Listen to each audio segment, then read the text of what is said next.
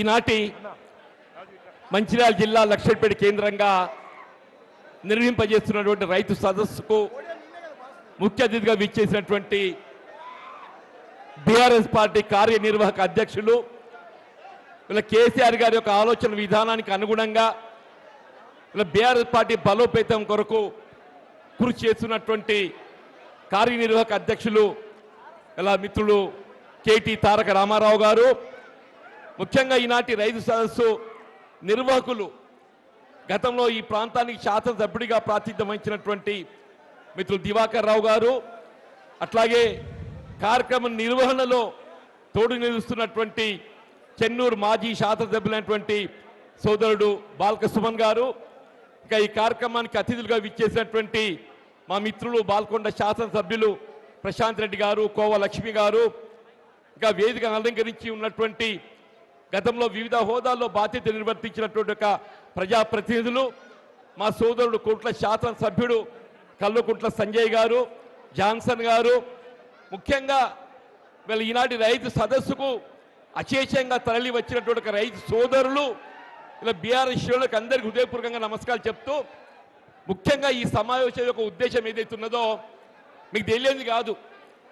6 కాలం కష్టపడేటువంటి యొక్క రైతుకి ఏదైతుందో వీళ్ళ గిట్టుబాటు ధర కల్పింపజేయడం ప్రభుత్వ బాధ్యత. ఆనాడు మరి రబ్బీ కాలంలో ఏదైతుందో ఇదే ప్రాంతానికి చెందిన ఒక రైతులు ఏదైతుందో వీళ్ళ గిట్టుబాటు ధర పొందటానికి మరి ధాన్యం సేకరణ కేంద్రంలో విక్రయించుకుంటే ఏదైతున్నదో ధాన్యం తూకం వేసిన తదుపరి అది ప్రభుత్వ బాధ్యత అయిపోతుంది. అప్పుడు ప్రభుత్వం ఏదైతుందో తూకం వేసినటువంటి ఒక ధాన్యాన్ని తరలించలేకపోవడంతో అప్పుడు ప్రకృతి వైపరీత్యంతో వీళ్ళ అకాల వర్షాలతో ఏదైతుందో గోడగూలి 4 రైతులు దుర్మరణం పాలు కావడం జరిగింది. నిజంగా ఆ 4 రైతులు దుర్మరణం పాలు కావటానికి ఇలా నా దృష్టిలో ఏదైతుందో ప్రకృతి వైపరీత్యం అని భావించిన దానికంటే ఇలా ప్రభుత్వ నిర్లక్ష్యం, ఇలా రేవంత్ రెడ్డి గారి యొక్క బాధ్యత అని చెప్పక తప్పదంటూ నేను ఆ 4 రైతుల యొక్క అకాల మరణం ఏదైతుందో ఇలా రేవంత్ రెడ్డి బాధ్యత వహించాలి.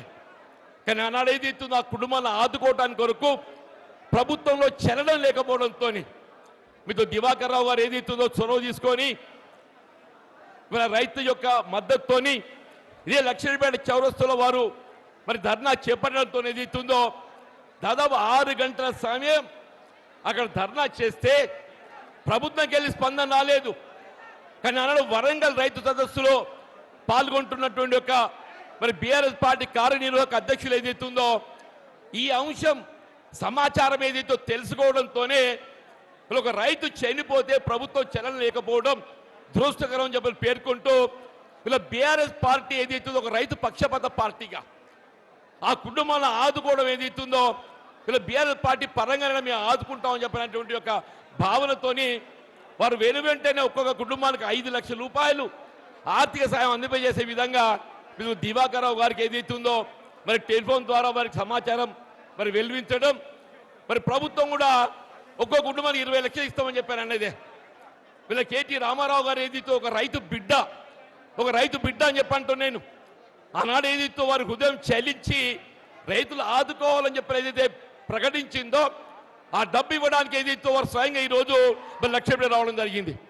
కానీ ప్రభుత్వం ఏదైతుందో 20 లక్షలు ఇస్తామని చెప్పని కేవలం ఒక కుటుంబానికి ఏదైతున్నదో కేసీఆర్ గారు ప్రవేశపెట్టినటువంటి ఒక రైతు బీమా 5 లక్షలు తప్ప ఏదైతుందో మిగతా ముగ్గురికి ఏదైతే ఒక్క రూపాయి సాయం చేయలేదే. వాళ్ళు ఏదైతుందో ఈ 4 చావులకు ఏదైతుందో ప్రభుత్వం రేవంత్ రెడ్డి బాధ్యత వహించాలని చెప్పంటూ నేను ఇలా ప్రకృతి వైపరీత్యంతో ఎవరు చనిపోయినా కేంద్రంతో బాధ్యత వహించాలి, రాష్ట్ర ప్రభుత్వం బాధ్యత వహించాలి. మీరు తప్పకుండా ఏదైతుందో వీళ్ళ కేంద్ర రాష్ట్ర ప్రభుత్వాలపై మరి ఏ విధంగా చర్యలు తీసుకోవాలని కూడా ఆలోచన చేస్తామని చెప్పని పేర్కొంటూ దీంతో పాటుగా చెప్పంటూ నేను ఇలా మన మొత్తం ప్రాంతం అంతా దుర్భిక్షం తాండవిస్తుంది. వాస్తవంగా కడెం ప్రాజెక్ట్ నీటితోని మనకు నీరు రావాలి, కానీ మనమంతా టేలెండ్ ప్రాంతమే. ఇలా దండపల్లి కానీ హాజీపూర్ కానీ వీళ్ళ కాలు చివరి ప్రాంతం కాబట్టి నీరు చేరుకునే అవకాశం లేదని చెప్పని అన్నాడు కేసీఆర్ గారు ముఖ్యమంత్రిగా బాధ్యతలు చేపట్టడంతోనే ఈ ప్రాంతానికి సాగులు అందింపజేయడానికి గూడెం లిఫ్ట్ ఇరిగేషన్ కార్యక్రమాన్ని పూర్తి చేసి ఆనాటి నుండి ఈనాటి వరకు 12 సంవత్సరాలు చెప్పంటున్నా 2 పంటలకు నీరు అందింపజేసే విధంగా కార్యక్రమం అమలు చేసిందని చెప్పంటున్నా. కానీ ఈసారి ఏదైతుందో వీళ్ళు ఇంతవరకు కూడా గూడెం లిఫ్ట్ ఆపరేట్ చేయలేకపోవటం, ఇలా దండపల్లి హాజీపూర్ ప్రాంతం అంతా ఏదైతుందో రైతులు నార్లు పోసుకున్నారు. నాటే వద్దేమంటే నీళ్లు లేవని చెప్పంటున్నా. అదే కేటీఆర్ గారి వల్ల మన ప్రాంతానికి రావడము, ఆ దేవుడు కనికరించి ఏదైతుందో కొంత వాతావరణం చల్లబడ్డది, ఈ చిరుజల్లు వస్తున్నాయని చెప్పంటున్నాను నేను. వీళ్ళ వాస్తవంగా నీళ్లు లేక కాదు, వీళ్ళ ప్రాణహిత నదీ జలాలు ఏదైతుందో వృధాగా ప్రవహించి దిగువబోతున్నాయి ఆంధ్ర ప్రాంతానికి.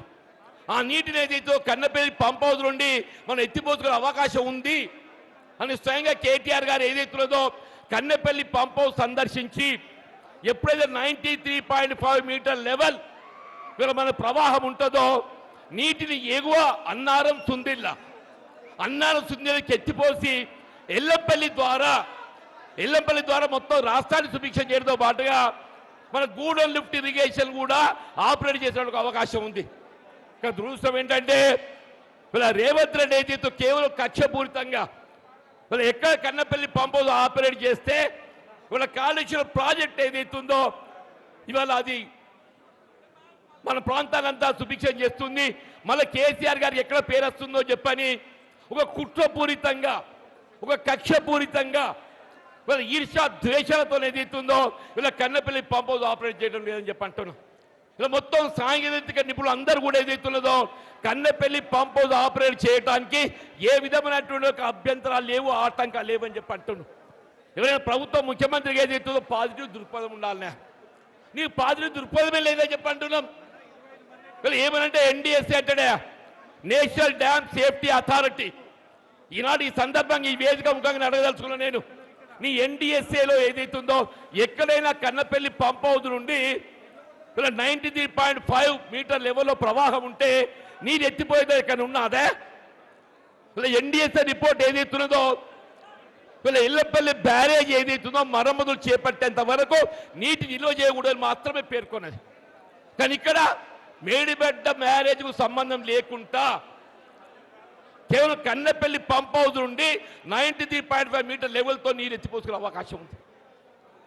అది ఎత్తిపోయకుంటే ఏదైతుందో ఇలా మొత్తం రాష్ట్రం వల్ల ఇది కరువు ఏదైతుందో ఎల్లినో కరువు కాదు, ఇది ఎల్లినో ఏదైతుందో ప్రకృతి ప్రసాదించింది, దాన్ని ఎవరైనా కూడా నిలుపుదల చేయలేరు. ఎల్లినో ఇవాళ వచ్చింది కాదు, వాతావరణ సూచిక 6 మాసాలుగా హెచ్చరిస్తున్నాయని చెప్పి అంటున్నాను.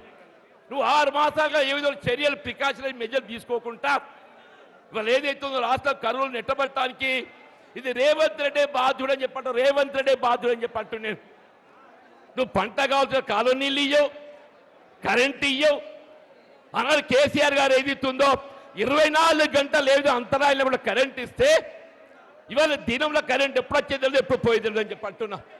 కాలువ నీళ్ళు లేవు, కరెంటు లేవు, పండించే పంటకు ఏదైతుందో ధాన్యానికి మద్దతు ధర లేదు. మొన్న ఏసంగిలో ఏదైతుందో వడ్లు అమ్ముకున్నాం అందరం.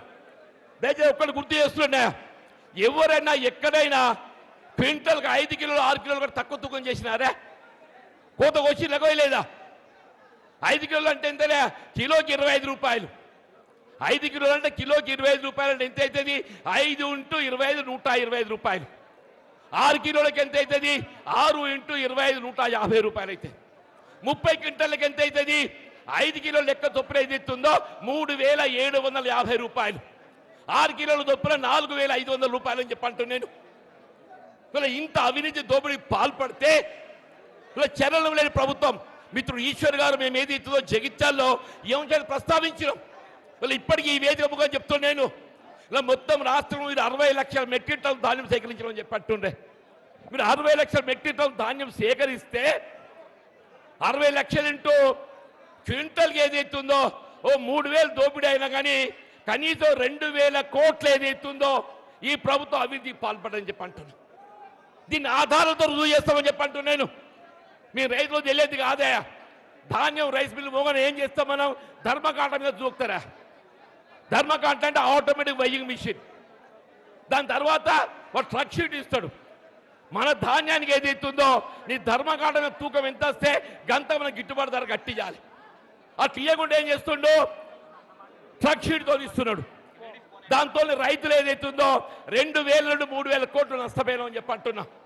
నేను దయచేసి ఏదైతే ఈ సదస్సు ముఖ్యంగా డిమాండ్ చేస్తున్నాం. మీకు సివిల్ సప్లైస్ కమిషన్ ఉన్నాడా, మీరు విచారణ చేపియండి. రైస్ మిల్లర్ల దోపిడీ, ఈ దోపిడీలో ఏదైతుందో కాంగ్రెస్ పార్టీ నాయకుల పాత్ర ఏ మేరకు ఉన్నది మేము రుజువు చేస్తామని చెప్పి అంటున్నాను. నిజంగానే కాంగ్రెస్ పార్టీ నాయకులు మంత్రి మీ యొక్క బాధ్యత లేకుంటే మీరు రైస్ మిల్లర్ ఎందుకు అదుపు చేస్తలేరు? వీళ్ళ రైతులు పొట్టగొట్టి రైస్ మిల్లర్లు కడుపు నింపడానికి అనే ప్రభుత్వం ఉన్నది. ప్రభుత్వం అనేది ఏదైతుందో రైతుకు అండగా నిలబడాలి. నువ్వు రైస్ మిల్లర్ కడుపు నింపడానికి కూడా కాదు కదా చెప్పంటు నేను. దయచేసి ఏదైతుందో ఇంకా ఎక్కువ సమయం తీసుకోకుండా ముఖ్యంగా ఈ ప్రాంత అభివృద్ధి కావాలన్నాయా. ఆనాడు కేసీఆర్ గారు ముఖ్యమంత్రిగా మీరు దివాకర్ రావు గారు శాసనసభ్యుడిగా చెప్పంటు నేను. మనకి అంతర్గామకి వెళ్ళి మంచిర్యాలకి ఏదైతుందో ఒక 164 కోట్లతో వంతెన మంజూరు చేపించిండే. 164 కోట్లతోని అది మంజూరే కాదు, టెండర్ పిలిచిండ్రు, పనులకు ఉపక్రమించిందని చెప్పి అంటున్నాను. ఇలా ఎమ్మెల్యే ఏదైతుందో నువ్వు అంతకన్నా మంచి పని చేయవా? నీ దివాకర్ రావు గారు కోపం ఉన్నట్టయితే నువ్వు అంతకన్నా మంచి పని చేయి. ఇవాళ అంతర్గామ మంచిర్యాల వంత నిర్మాణం చేస్తే ఇలా చంద్రాపూర్ నాగపూర్ పోవడానికి 20 కిలోమీటర్ దూరం తక్కువైతుందా? 20 కిలోమీటర్ దూరం తక్కువైతుందని చెప్పాడు. రోజు వేలాది ఏదైతుందో హైవే వెహికల్ ప్రయాణం చేస్తాయి. ఈ 164 కోట్లు ఏదైతుందో కేవలం సంవత్సర కాలం లోపలనే మనం దాని విలువ తీరిపోతుండే. మరి ఏదైతుందో అంటే ఇవాళ ఎమ్మెల్యే అనేటోడు ఏదైతుందో నువ్వు మంచి పని చేయి. దివాకర్ రావు మీద కోపంతో ఆయన మీద కక్షతో ఏదైతున్నదో 160 కోట్ల వంత ఇవాళ 2.5 సంవత్సరాలు గడుస్తుంది, 30 మాసాలు గడుస్తుందని చెప్పి అంటున్నా. నేను దయచేసి కేటీఆర్ గారి విజ్ఞప్తి ఏంటంటే రేపు బీఆర్ఎస్ ప్రభుత్వం ఎట్లా రాబోతుంది, కేసీఆర్ గారు ముఖ్యమంత్రి కాబోతుందని చెప్పి అంటున్నాను. ఈ ప్రాంతమే కాదు తెలంగాణ మహారాష్ట్రకు అనుసంధానం చేసేటువంటి ఒక అంతర్గామ మంచిర్యాల వంతెన, అంతర్గామ మంచిర్యాల వంతెన 164 కోట్లు కాదు, రేపు అంచనా వ్యయం పెరిగి 200 కోట్లు అయినా కానీ దాన్ని మీరు మొదటి సంవత్సరంలో ప్రాధాన్యతతో ఏదైతుందో మీరు మంజూరు చేపియాలని చెప్పని ఈ సభా వేదిక ముఖంగా నేను విజ్ఞప్తి చేస్తాను చెప్పంటున్నా. దయచేసి ఏదైతుందో ఇలా బీఆర్ఎస్ పార్టీ రైతు పక్షపాత పార్టీ, ఏనాడైనా రైతాంగానికి అండగా ఉంటుంది. ఇలా కేటీఆర్ గారు కేవలం ఆర్థిక సహాయం చేయడం కాదు, తాను ఒక రైతు బిడ్డగా రైతులకు అండగా ఉంటా అని చెప్పి తెలియజెప్పడానికి ఇలా ప్రత్యేకంగా వారు వచ్చేది అవుతుందో ఆ కుటుంబాలకు ఆత్మవిశ్వాసం నింపే విధంగా ఆర్థిక సహాయం పూనుకోవటం నిజంగా హర్షించేదగ్గ విషయం. ఈ హృదయపూర్వకంగా వారికి ధన్యవాదాలు, అభ్యర్థనలు తెలియజేస్తూ మరి ఇందులో నేను కూడా పాత్రదారుని అయినందుకు నాకు నిజంగా కూడా నాకు చాలా సంతోషం ఉందని మనవి చేస్తూ సెలవు తీసుకుంటున్నా. జై తెలంగాణ, జై తెలంగాణ. కేసీఆర్ గారి నాయకత్వం, కేసీఆర్ గారి నాయకత్వం.